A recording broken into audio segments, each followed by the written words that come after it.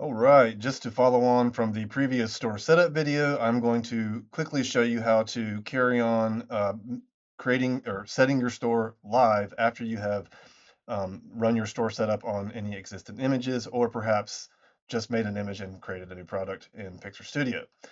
So I'll come to setup help here. I see immediately that I need to connect payouts. It brings me to my dashboard here, and I click set up Stripe payouts. This will spin for a moment and redirect you over to the Stripe UI so you can connect your bank account to Stripe Connect. Alrighty, over here in Stripe Connect, you have to fill out a few details and some form flows, which I'm actually not going to show on here because I don't want to expose my bank information. So I'll pause here, fill it out, and then resume the video as I am redirected back to Pixerr.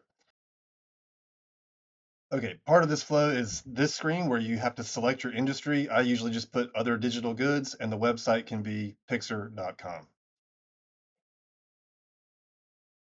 All right, and after several rounds of validating your identity, which is super important for your personal financial information, you will have successfully connected your Stripe account. I hit continue, and I am redirected back to my Pixerr dashboard. As you can see here, everything is good to go, and all I have to do now is click Go Live. Everything looks good here. Okay.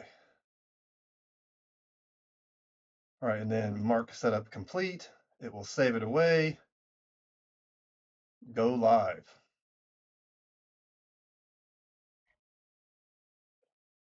And my store is officially public, and I can begin to share my products. For example, I can copy a link to this uh, uh, wall poster. I'll find an OG image tester, come here, and of course you can paste these in like a text message or whatever, and it will show your product in a text, on a social, wherever you like. Stay tuned for more, folks.